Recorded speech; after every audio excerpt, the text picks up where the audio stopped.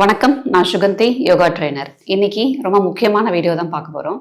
எல்லாருக்குமே சந்தோஷமா இருக்கணும்னு தான் ஆசையாக இருக்கும். சில பேருக்கு லைஃப்ல எல்லாமே இருக்கும், உறவுகள் எல்லாமே நல்லா இருக்கும், படிப்பு இருக்கும், வேலை இருக்கும், பணமும் நல்லா இருக்கும். ஆனாலுமே ரொம்ப சோகமா இருக்க மாதிரி, சந்தோஷமா இருக்கிறதுக்கு காரணம் இல்லாத மாதிரி ஒரு மாதிரி உணர்வாங்க. ஸோ அப்போ எங்க உடம்புல பிரச்சனை ஆகுது அப்படின்னா, ஸ்ட்ரெஸ் ஹார்மோன்ஸ் அதிகமாகும் போதோ இல்ல ஹாப்பி ஹார்மோன்ஸ் கம்மியாகும் போதோ இந்த மாதிரி ஃபீலிங்ஸ்லாம் வரும். இன்னொன்று, நம்ம சரியான ஹாப்பி ஹார்மோன் ஆக்டிவிட்டீஸை தேர்ந்தெடுக்கல அப்படின்னு அர்த்தம். ஸோ நம்மளுக்கு பிடிச்சதெல்லாம் பண்ணுவோம், நம்மளுக்கு மனசுக்கு பிடிச்சதெல்லாம் பண்ணுவோம். ஸோ மனசுக்கு பிடிச்சதெல்லாம் பண்ணும்போது ஹாப்பி ஹார்மோன்ஸ் உடம்புல செக்ரேட் ஆக தான் போகுது. சேம் டைம் பிடிச்சதெல்லாம் பண்றதுனால ஹாப்பி ஹார்மோன் செக்ரேட் ஆனாலுமே அது சரியான ஆக்டிவிட்டீஸ்ல செக்ரேட் ஆகல அப்படின்னா அதோட சைட் எஃபெக்டா ஸ்ட்ரெஸ் ஹார்மோனையும் கூடவே சேர்த்து கொண்டு வரும். ஸோ அப்போ நம்ம ஹாப்பி ஹார்மோன்ஸ் உடம்புல செக்ரேட் ஆகணும், ஆனா அது நல்ல கைண்ட் ஆஃப் ஆக்டிவிட்டீஸ், நல்ல முறையில நம்ம ஹெல்த்தை பாதிக்காத வகையில அந்த ஹாப்பி ஹார்மோன் ஆக்டிவிட்டீஸ் இருக்கணும். அதுக்கு அந்த பர்டிகுலர் ஹாப்பி ஹார்மோன் பத்தி நமக்கு தெரியணும். ஸோ அதை விளக்கமா தெரிஞ்சுக்கிறதுக்கான வீடியோஸ் தான் நம்ம இப்போ கண்டினியூஸா பார்க்க போறோம்.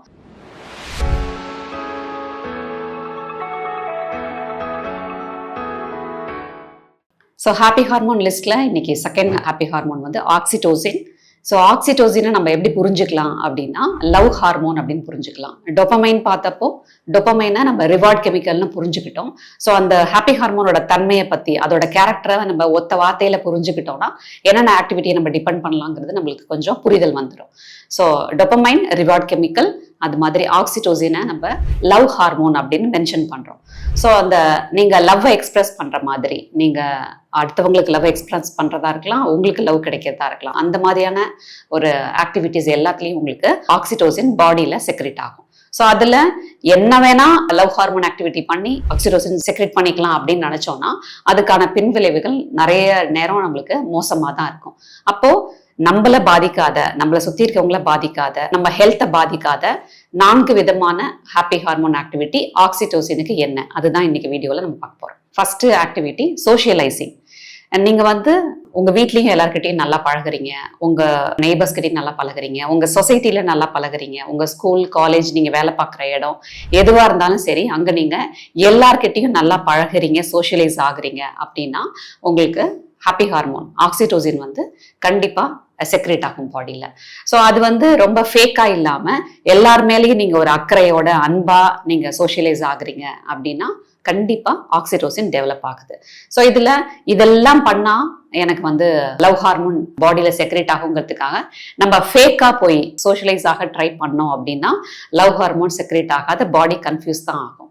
ஸோ அது நேச்சுரலா இருக்கணும், ஆர்கானிக்கா இருக்கணும். நீங்க அடுத்தவங்களோட பழகிறது, அக்கறை காட்டுறது, அவங்க மேல லவபிளா இருக்கிறது, அவங்கள நல்லா பாத்துக்கிறது, சோஷியலைஸ் ஆகுதுங்கிறது நேச்சுரலா ஆர்கானிக்கா இருக்கணும், பொய்யா இருக்கக்கூடாது. ஸோ சோஷியலைஸ் ஆகுறது தான் லவ் ஹார்மோனோட பிரைமரி ஆக்டிவிட்டி.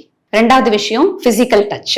நீங்க உங்க குழந்தைய தூக்கி கொஞ்சதா இருக்கலாம், இல்ல உங்க குழந்தைக்கு முத்தம் கொடுக்கறதா இருக்கலாம், இல்ல உங்க பார்ட்னரோட நீங்க கைப்பிடிச்சு நடந்து போறதா இருக்கலாம், அவங்களோட இருக்கிற பிசிக்கல் டச்சா இருக்கலாம், இல்ல உங்க ஃப்ரெண்டை ரொம்ப நாள் கழிச்சு பார்க்கும்போது உங்க ஃப்ரெண்டை போய் கட்டி பிடிக்கிறதா இருக்கலாம்.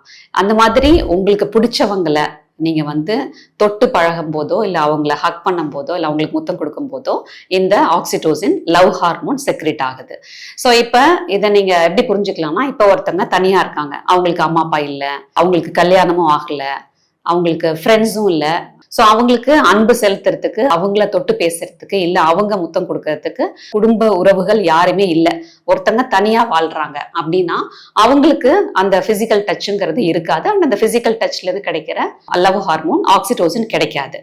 அப்போ அவங்க அவங்களுக்கு லவ் ஹார்மோனே இருக்காதா, செக்ரேட் ஆகாதா, ஆக்சிடோசினே செக்ரேட் ஆகாதா அப்படின்னா, பாடி பொதுவாவே ஒரு விஷயத்துல இருந்து லவ் ஹார்மோன் பாடிக்கு கிடைக்கலன்னா மற்ற ஆக்டிவிட்டிஸை பண்ண சொல்லி கொஞ்சம் புஷ் பண்ணும். அந்த சிக்னல்ஸை நம்ம புரிஞ்சுக்கணும். இப்ப அந்த பிசிக்கல் டச் கட் ஆயிடும் அப்படின்னா இந்த 4 ஆக்டிவிட்டி, நம்ம இன்னைக்கு பார்க்க போற 4 ஆக்டிவிட்டியில மத்த 3 ஆக்டிவிட்டியை பண்ண முடியும் இல்லையா? சோ அப்ப இதுதான் கிடைக்காதுன்னா மத்த 3 ஆக்டிவிட்டி அவங்க சிறப்பா பண்ணாங்க அப்படின்னா அதுல இருந்து அவங்களுக்கு தேவையான லவ் ஹார்மோன் உடம்புக்கு கிடைச்சிடும், ஆக்சிடோசின் கிடைச்சிடும்.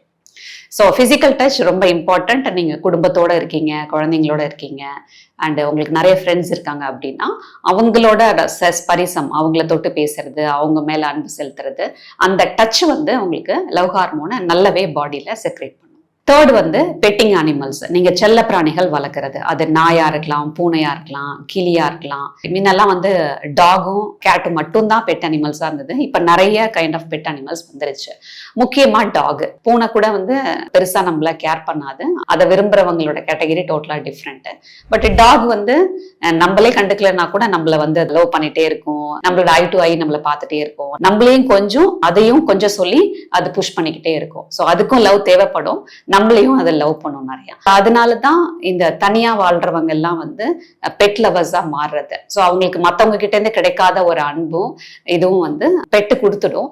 ஸோ அதனாலேயே அது வந்து ஆர்கானிக்கா அவங்களோட லவ் ஹார்மோனை எவ்ரிடே அந்த ஹாப்பி ஹார்மோன் அவங்களுக்கு உடம்புல கிடைச்சிக்கிட்டே இருக்கும், முக்கியமா ஆக்சிடோசின். ஸோ இந்த பெட்டிங் அனிமல்ஸ் வந்து உங்களோட சுயநலத்துக்காக இல்லாம, அதாவது எனக்கு ஒரு துணை வேணும், என்ன அது கொஞ்சிக்கிட்டே இருக்கணும் அந்த நாய் அப்படிங்கிற மாதிரி இல்லாம நீங்களும் அதை அக்கறையோட பாத்துக்கிற மாதிரி இருக்கும்போது அந்த லவ் ஹார்மோன் உங்களுக்கு ரொம்ப நல்லாவே செக்ரெட் ஆகும். பிசிக்கல் டச்சுக்கு சொன்ன மாதிரி இப்ப சில பேருக்கு பெட்ஸ் பிடிக்கவே பிடிக்காது, நாயை பார்த்தாலே பயந்து ஓடுவாங்க. பெட்ஸ் வளர்க்குறதும் பிடிக்காது, வளர்க்குறவங்க வீட்டுக்கும் அவங்க போறதுக்கு பயப்படுவாங்க, இல்லாட்டி அவங்களுக்கு அது சம்டைம்ஸ் அருவருப்பா இருக்கும், அதனால பிடிக்காது. ஸோ அப்போ பிசிக்கல் டச்சும் எனக்கு இல்லை, நான் தனியா வாழ்றேன், சேம் டைம் எனக்கு பெட்ஸும் பிடிக்காது அப்படின்னா நம்ம ஆக்சிடோசினுக்காக பார்க்குற 4 ஆக்டிவிட்டியில 2 ஆக்டிவிட்டி கட் ஆயிடுது. பிசிக்கல் டச் கட் ஆயிடுது, செல்ல பிராணிகள் வளர்க்கறதுனால கிடைக்கிற அந்த ஃபீலும் கட் ஆயிடுது. அப்ப மிச்ச 2 ஆக்டிவிட்டியை அவங்க தீவிரமா பண்ணாதான் அவங்களுக்கு தேவையான ஹாப்பி ஹார்மோன் கிடைக்கும்.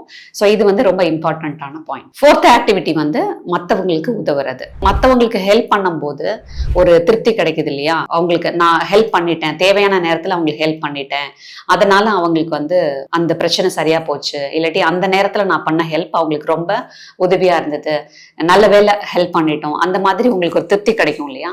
அந்த ஃபீல் உங்க உடம்புல அந்த லவ் ஹார்மோனை ஆக்சிடோசினை டெவலப் பண்ணும், செக்ரெட். இப்போ ஹெல்ப் பண்ணா ஆக்சிடோசின் செக்ரெட் ஆகுமா அப்படின்னு பொய்யா, அதாவது அதுக்காக போய் ஹெல்ப் பண்ண போனீங்கன்னா பாடி அதை சென்ஸ் பண்ணாது, அது நேச்சுரலா வரணும். அடுத்தவங்களுக்கு ஹெல்ப் பண்ணணுங்கிற ஃபீலோ அந்த ஆக்ஷனோ நேச்சுரலா வரணும், அப்பதான் பாடி அதை சென்ஸ் பண்ணும். இப்போ நான் ஏற்கனவே சொன்ன மாதிரி உங்களுக்கு இந்த 4மே லைஃப்ல இருக்கான்னு நீங்க டிக் பண்ணுங்க. உங்களுக்கு வந்து 3 இருக்கு, இதுல 4 இருக்குன்னா ரொம்ப நல்லது. 3 தான் உங்களுக்கு டிக் ஆகுதுன்னா அந்த 3த்தையும் நீங்க தவறாம பண்ணணும். இல்ல 2 ரூல்ட் அவுட், 2 தான் இருக்கு அப்படின்னா அந்த 2த்தையும் நீங்க தீவிரமா பண்ணாதான் அந்த லவ் ஹார்மோனுக்கான ஸ்கார்சிட்டி பஞ்சம் வராது. இல்ல 3மே ரூல்ட் அவுட், ஏதாவது 1 தான் இருக்கு அப்படின்னா அந்த 1ஐயே நீங்க டிபெண்ட் பண்ணி இருக்கீங்க. அப்படிங்கும் போது என்னைக்காவது ஒரு நாள் அந்த ஒரு ஆக்டிவிட்டியும் உங்களுக்கு மிஸ் ஆகுது அப்படின்னா ஆக்சிடோசின்கான ஸ்கார்சிட்டி ரொம்பவே ஆயிடும். அப்போ எந்த ஒரு ஹாப்பி ஹார்மோன் இந்த மாதிரி நில்லானாலும், இந்த மாதிரி ஆக்டிவிட்டிஸ் எதுவுமே நீங்க பண்ணாம அது 0 ஆகுது அப்படின்னா ஹாப்பி ஹார்மோன் குறைவா இருக்கிறது மட்டும் பிரச்சனை இல்லை. எப்ப ஒரு ஹாப்பி ஹார்மோனுக்கான இது கம்மி ஆகுதோ அப்போ அங்க ஸ்ட்ரெஸ் ஹார்மோன் அதிகமாகுதுங்கிறத நம்ம புரிஞ்சுக்கணும். ஸோ ஸ்ட்ரெஸ் ஹார்மோன் அதிகமாக கூடாதுன்னா ஹாப்பி ஹார்மோனுக்கு பஞ்சம் வராம பார்த்துக்க வேண்டியது நம்மளோட பொறுப்பு. ஸோ ஆக்சிடோசினுக்கான எல்லா ஆக்டிவிட்டிஸையும் நீங்க பண்ண ட்ரை பண்ணுங்க. அட்லீஸ்ட் 3ஆவது லைஃப்ல இருக்கணும். 2 இருந்தா ஓகே தான், பட் அதுவும் கட் ஆகும் போது பஞ்சம் வராம பார்த்துக்கணும். ஸோ ஆக்சிடோசினுக்கான எல்லா ஆக்டிவிட்டிஸும் பண்ணி நீங்களும் ஹாப்பியா இருக்கணும், உங்களை சுத்தி இருக்கவங்களும் ஹாப்பியா வச்சுக்கணும்னு கேட்டுக்கிறேன். நன்றி, வணக்கம்.